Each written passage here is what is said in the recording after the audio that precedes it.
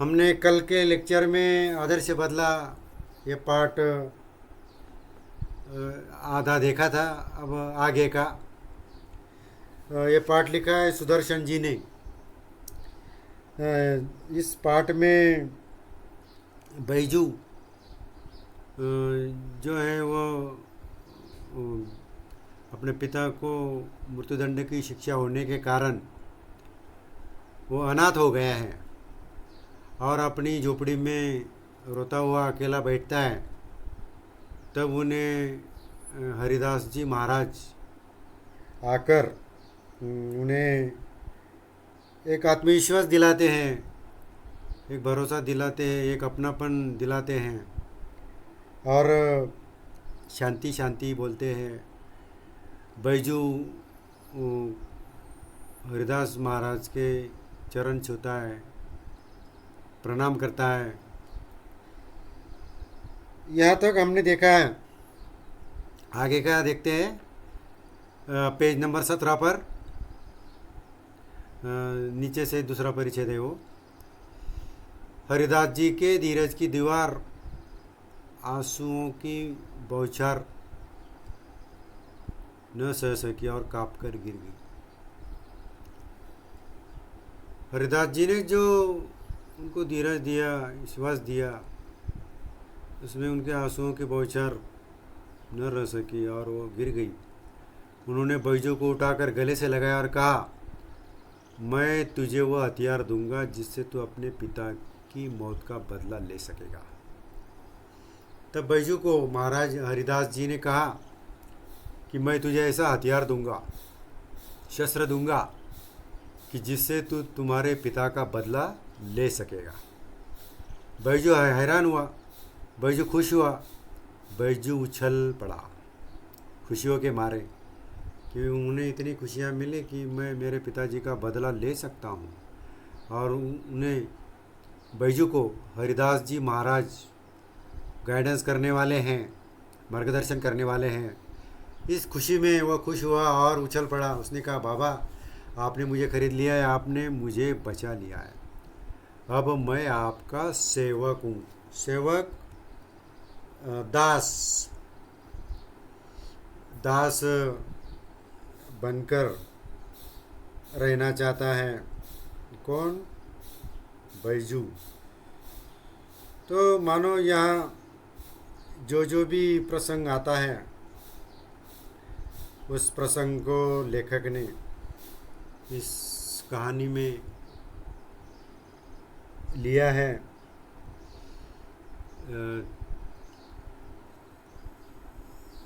देखते हैं आगे।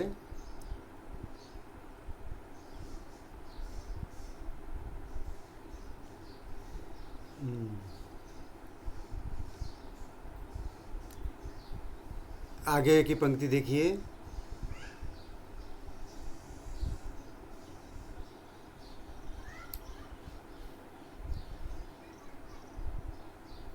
आगे कंटिन्यू किताब है आपके पास, किताब में देखते रहिए जो मैं पढ़ता हूँ।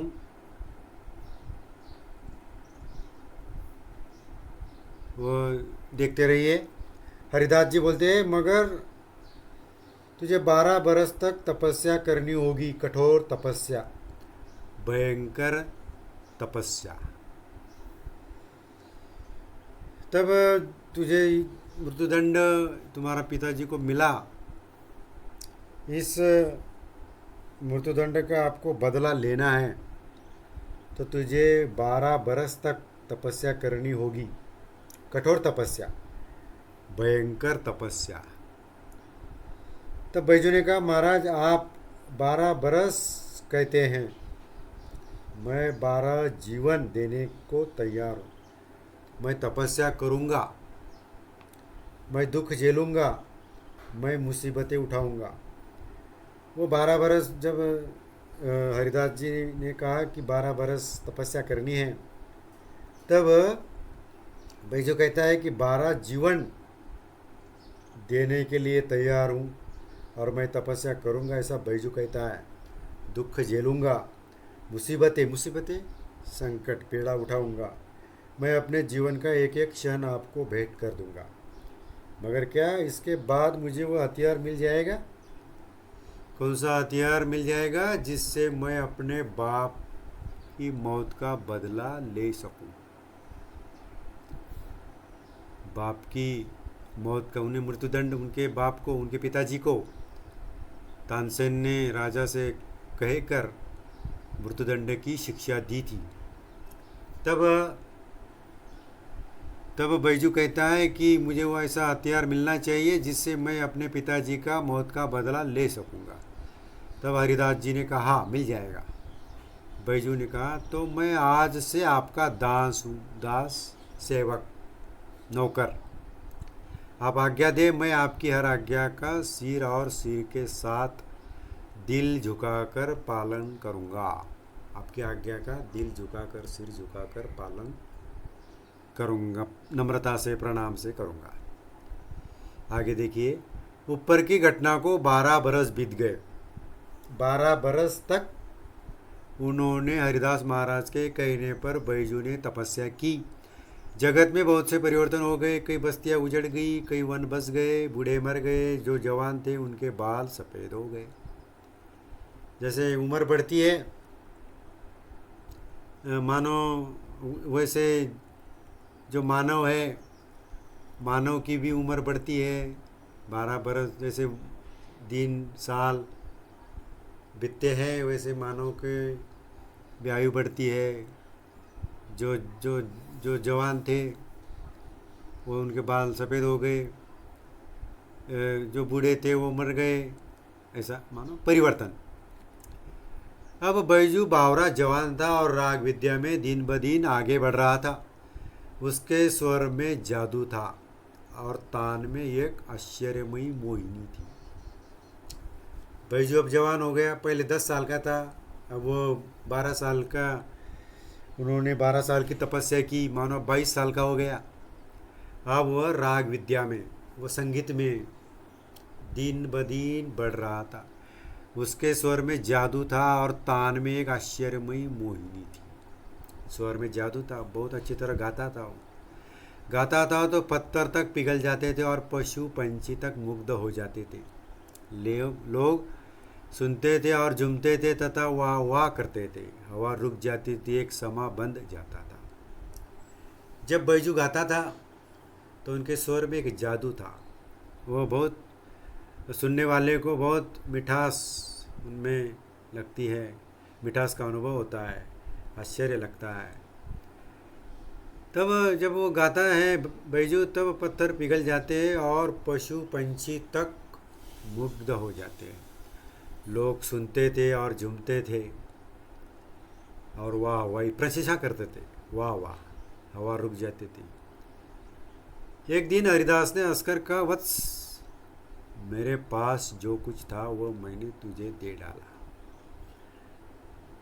एक दिन हरिदास जी ने हंसकर बैजू से कहा कि वत्स, बेटा, मैंने तुम्हें शिष्य समझकर, मैं गुरु बनकर तुझे जो मेरे पास ज्ञान था वह सब ज्ञान मैंने तुझे दे दिया। अब तू पूर्ण गंधर्व हो गया है। अब मेरे पास और कुछ नहीं है जो तुझे दूं। सूरदास जी ने कहा, जो मेरे पास ज्ञान था संगीत के बारे में, जो भी ज्ञान था वह सब ज्ञान मैंने तुझे दे दिया है। अब मेरे पास कुछ नहीं है जो मैं तुझे दे दूं। बैजू हाथ बांधकर खड़ा हो गया। कृतज्ञता का भाव आंसुओं के रूप में बह निकला। कृतज्ञता, कृतज्ञता, उपकार, उपकार जानकर, उपकार का भाव चेहरे पर आकर, और उनके चेहरे पर कृतज्ञ उपकार का भाव आया और आंखों से आंसू निकले। चरणों पर सिर रखकर बोला, किसके चरणों पर सिर रखा?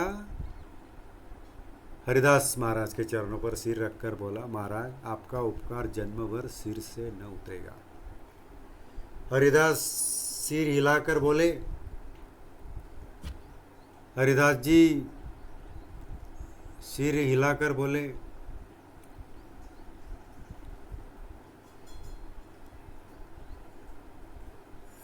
देखिए आगे की पंक्ति में,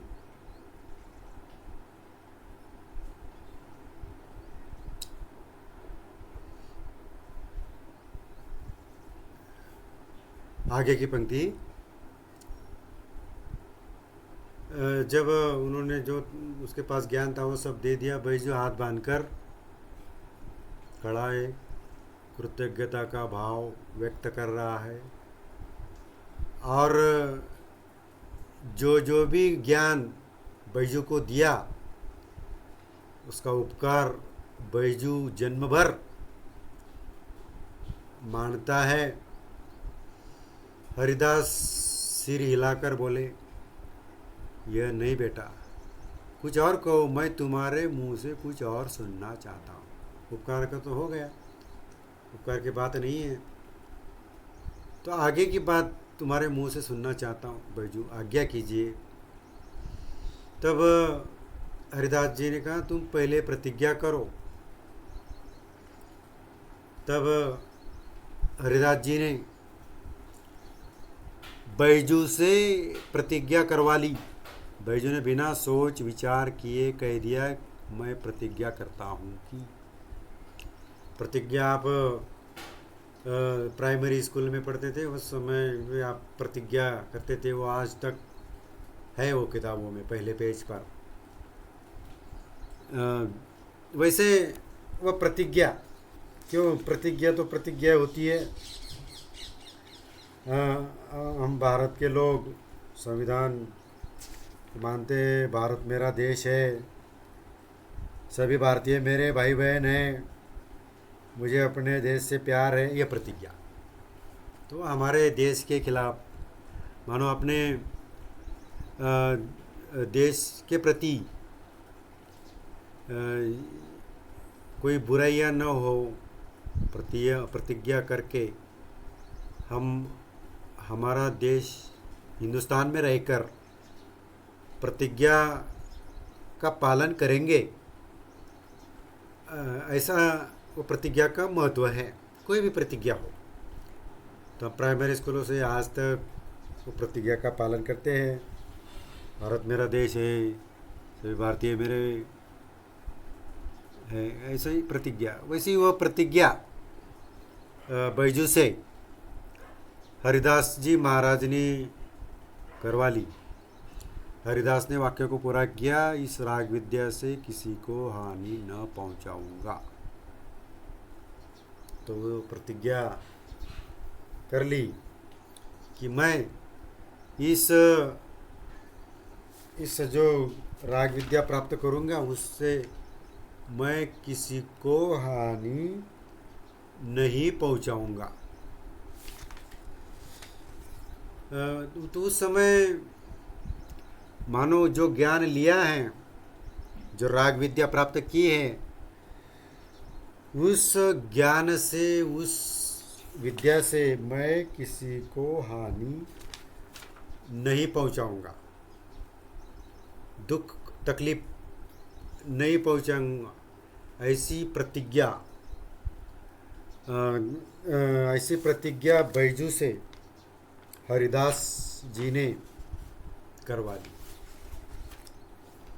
उस समय बैजू का, अब आगे के पेज पर आइए, 18 पेज। तब बैजू का लहू सूख गया। मुहावरा है, लहू सूख जाना। लहू सूख जाना, इसका मुहावरे का अर्थ है, लहू सूख जाना मुहावरे का अर्थ है भयभीत होना, मन में डर लगना। उसके पैर लड़खड़ाने लगे, ये भी मुहावरा है, पैर लड़खड़ाना, कांपना, पैर लड़खड़ाना, पैर कांपने लगना। कैसी क्या प्रतिज्ञा है जिसमें मानो उस प्रतिज्ञा से मैं किसी को हानि नहीं पहुंचाऊंगा। जो जो भी हरिदास के द्वारा ज्ञान मिला है, हरिदास जी महाराज गुरु के द्वारा जो जो भी ज्ञान मिला है राग विद्या के बारे में, उस राग विद्या के ज्ञान प्राप्त करके उस ज्ञान से मैं किसी को पीड़ा नुकसान नहीं पहुंचाऊंगा। ये सुनकर बैजू का लहू सूख गया। मानो वह कांपने लगा है, भयभीत हो गया है। लहू सूख जाना, भयभीत होना, पैर लड़खड़ाना, कांपना। सफलता के बाग परे भागते हुए दिखाई दिए। 12 वर्ष की तपस्या पर एक क्षण में पानी फिर गया। तो 12 वर्ष की जो तपस्या की थी हरिदास जी महाराज के कहने पर, उस तपस्या पर उसका पानी फिर। प्रति हिंसा की छुरी हाथ आई तो गुरु ने प्रतिज्ञा लेकर कुंद कर दी। प्रति हिंसा, उसे बदला लेना था। किससे? तानसेन से। राज दरबार में पुनः इस ज्ञान के आधार पर राग विद्या में विजय प्राप्त करके तानसेन को हराना था। तब प्रतिहिंसा की जो उसमें बदले की भाव था मन में, वो प्रतिहिंसा की छुरी हाथ आई तो गुरु ने प्रतिज्ञा लेकर कुंद कर दी। बैजू ने होठ काटे, दांत पीसे और रक्त का घूंट पीकर रह गया। रक्त का घूंट पीना मुहावरा है ये भी। रक्त का घूंट पीना बहुत दुख सहकर रहना। उन्होंने बैजू ने रक्त का घूंट पिया, बहुत दुख पीड़ा सहकर रह गया। मगर गुरु के सामने उसके मुंह से एक शब्द भी न निकला। गुरु गुरु था, शिष्य शिष्य था। शिष्य गुरु से विवाद नहीं करता। सही बात है। गुरु गुरु की जगह होता, शिष्य शिष्य की जगह होता है। शिष्य गुरु से विवाद नहीं करता। तो इसमें गुरु गुरु होता है, शिष्य शिष्य होता है। शिष्य गुरु से विवाद नहीं करता है। इसीलिए बैजू ने हरिदास से विवाद नहीं किया। एक दिन बाद एक सुंदर नवयुवक, आगे देखिए,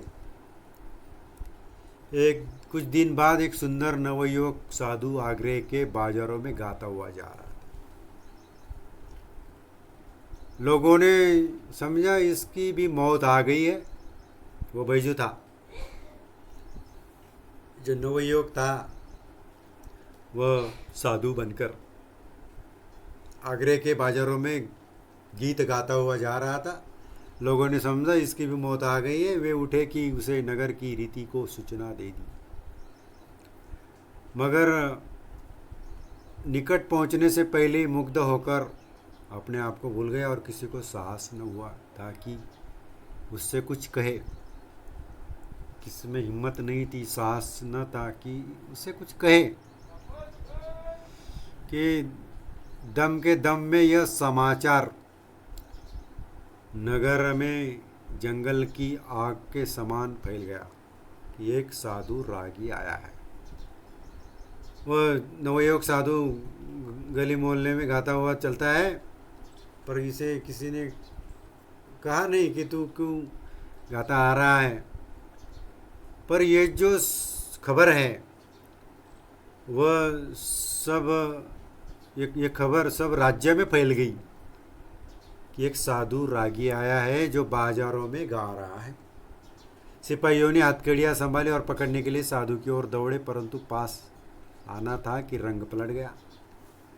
तब सिपाही आए राजा के और हथकड़ियाँ पहनाने की तैयारी में थे कि उस समय एक वातावरण, रंग पलट गया, मानो वातावरण बदल गया। साधु के मुखमंडली से तेज की किरणें फूट रही थी। जिनमें जादू था, मोहिनी थी और मुग्ध करने की शक्ति थी। मुग्ध करना, मोहित करने की शक्ति थी। सिपाहियों को न अपनी सूद रही, सिपाहियों को अपनी सुध बुद्धि नहीं रही, न हथकड़िया की, न अपने बल की, बल यानी शक्ति की, न अपने कर्तव्य की, न बादशाह की, न बादशाह के हुक्म की। वे आश्चर्य से उसके मुख की ओर देखने लगे। जो राजा ने आज्ञा की थी कि कोई भी ऐसे गीत गाते हुए अपने राज्य में पधारे, गलियों में चले आए, तो उनको पकड़कर हथकड़ियाँ लगाकर पकड़कर बल के साथ अपने कर्तव्य को निभाकर अपने राज दरबार में ले आना। ये जो बादशाह का हुक्म था, वह आश्चर्य से उसके मुख की ओर देखने लगे जहाँ सरस्वती का वास था। सरस्वती माता, विद्या माता का वास उसके चेहरे पर था, और जहाँ से संगीत की मधुर ध्वनि की धारा बह रही थी मुख से, जो गीत मधुर संगीत गा रहा था। साधु मस्त था, सुनने वाले मस्त थे, जमीन आसमान मस्त थे। गाते गाते साधु धीरे धीरे चलता जाता था और श्रोताओं का समूह भी धीरे धीरे चलता जाता था। साधु आगे चलता था गाते गाते, उनके पीछे श्रोता। ऐसा मालूम होता था जैसे एक समुद्र है, जैसे नवयुग साधु आवाज़ों की जंजीरों से खींच रहा है और संकेत से अपने साथ साथ आने की प्रेरणा कर रहा है। तो यहाँ सब लोग सुन रहे हैं, उसके पीछे पीछे आ रहे हैं। तो एक अपने गीत से वो एक नई प्रेरणा देकर वह नवयुवक साधु चल रहा है।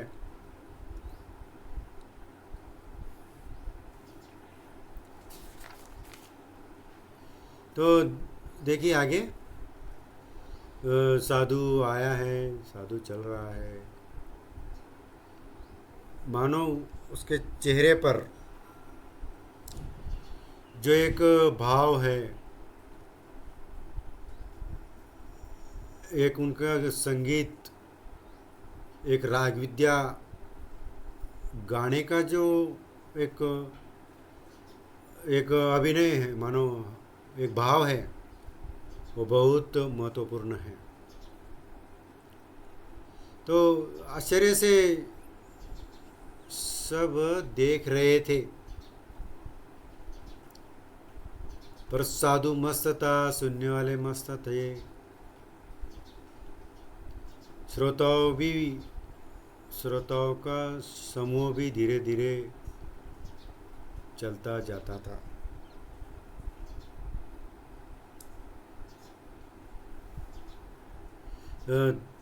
मानो इनके एक संगीत या राग विद्या का जो प्रसंग है बहुत अच्छा है। तो गाते गाते साधु धीरे धीरे चलता जाता था और श्रोता का समूह धीरे धीरे चलता जाता था। ऐसा मालूम होता था जैसे एक समुद्र है जिसे नवयुग साधु आवाज़ों की जंजीरों से खींच रहा है और संकेत के अपने साथ साथ आने की प्रेरणा कर रहा है। मुग्ध जन समुदाय चलता गया, पता नहीं किधर को कहाँ जा रहा है, पता नहीं कितनी देर। एकाएक गाना बंद हो गया, एकाएक गाना बंद हो गया।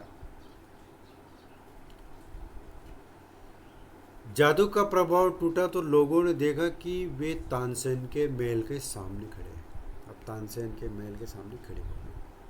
उन्होंने दुख और पश्चाताप से हाथ मले और सोचा, यह हम कहाँ आ गए। साधु अज्ञान में ही मौत के द्वार पर पहुंचा था। भोली भाली चिड़िया अपने आप अजगर के मुंह में आ फंसी थी और अजगर के दिल में जरा भी दया न थी। भोली भाली चिड़िया जैसे अजगर के मुंह में फंस जाती है और अजगर अपना पेट भरता है चिड़िया को मुंह में लेकर, वैसा ही इस नवयुवक बैजू को वैसी बात का स्मरण आ रहा था। और बैजू भी यही सोच रहा था कि मैं कहाँ यहाँ अजगर के मुंह में आ गया हूँ, और मैं तो यहाँ मानो सही रास्ते पर नहीं आया हूँ, ऐसा वह सोच रहा है। तो देखिए आगे, वह तानसेन के दरबार के सामने आया। तानसेन बाहर निकला, कौन आया है देखता है। वह लोगों को देखकर वह हैरान हुआ और फिर सब कुछ समझकर नवयुवक से बोला, तो शायद आपके सिर पर मौत सवार है। तानसेन अपने दरबार से बाहर आया और उसके साथ लोग हैं, वो गाते हुए आया है। तब तानसेन ने उस नवयुवक बैजू से कहा कि तू शायद आपके सिर पर मौत लेकर आया है, मौत तुम्हारे सिर पर सवार है। नवयुवक साधु मुस्कुराया, जी हाँ, मैं आपके साथ गान विद्या पर चर्चा करना चाहता हूँ। गान विद्या पर चर्चा, जो राग दरबारी मानो जो भी संगीत है, म्यूजिक है, उस पर वो चर्चा करना चाहता है। तानसेन ने बेपरवाही से उत्तर दिया, अच्छा, मगर आप नियम जानते हैं ना? नियम कड़ा है। मेरे दिल में दया नहीं है, मेरे आंखें दूसरों की मौत को देखने के लिए हर समय तैयार है। जब नवयुवक साधु ने कहा कि आपके साथ गान विद्या पर चर्चा करना है, मुझे भी गान विद्या में गा सकता हूँ आपके साथ बैठकर। तब तानसेन ने कहा कि जो नियम है वो तुझे मालूम है ना, नियम बहुत कड़क है, कड़वे हैं, और इस कड़वे नियम में कोई दिल में दया नहीं है। और तानसेन ने कहा कि मेरे आंखें दूसरों की मौत देखने के लिए हमेशा तैयार रहते हैं। तब नवयुवक ने कहा, और मेरे दिल में जीवन का मोह नहीं है। तानसेन ने कहा कि मौत देखने के लिए तैयार रहता हूँ। तब नवयुवक ने कहा कि मेरे दिल में भी जीवन के प्रति लालच नहीं है, मैं मरने के लिए हर समय तैयार हूँ। इसी समय सिपाहियों को अपनी हथकड़ियों का ध्यान आया। हथकड़ियाँ का भी ध्यान आया सिपाहियों को। जंग करते हुए आगे बढ़े और उन्होंने नवयुवक साधु के हाथों में हथकड़ियाँ पहना दी। उस साधु के हाथ में हथकड़ियाँ पहना दी। भक्ति का प्रभाव टूट गया, श्रद्धा के भाव पकड़े जाने के भय से उड़ गए और लोग इधर उधर भागने लगे। उस नवयुवक साधु के हाथ में हथकड़ियाँ पहना दी क्योंकि वो भाग न जाए। और सिपाही कोड़े बरसाने लगे और लोगों के तितर बितर हो जाने के बाद नवयुवक साधु को दरबार की ओर ले चले। दरबार की ओर से शर्त सुनाई गई। दरबार में शर्त थी, नियम कानून था। ये आगरा जानते हैं आप, आगरा उत्तर प्रदेश में है। वहाँ अकबर बादशाह का दरबार था। तो वहाँ दरबार की शर्त होती है। यह शर्त थी, कल प्रातःकाल नगर के बाहर वन में तुम दोनों का गान युद्ध होगा, कंपटीशन, गीतों की कंपटीशन होगी। अगर तुम हार गए तो तुम्हें मार डालने तक का तानसेन को पूर्ण अधिकार होगा, और अगर तुमने उसे हरा दिया तो उसका जीवन तुम्हारे हाथ में होगा। यह उन्होंने शर्त सुनाई। शर्त यह रखी कि कल प्रातःकाल नगर के बाहर वन में दोनों में गान युद्ध का कार्यक्रम होगा, कंपटीशन होगा गीत गाने का।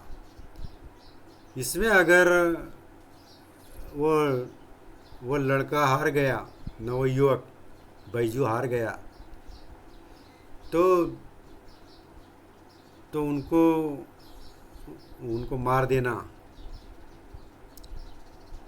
मार डालने का अधिकार पूर्ण तानसेन को रहेगा।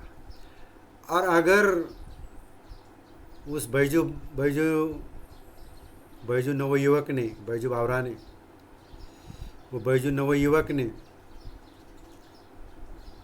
तानसेन को हरा दिया, तो उसका जीवन उस नवयुवक बैजू के हाथ में होगा। नौजवान साधु ने शर्त मंजूर कर ली।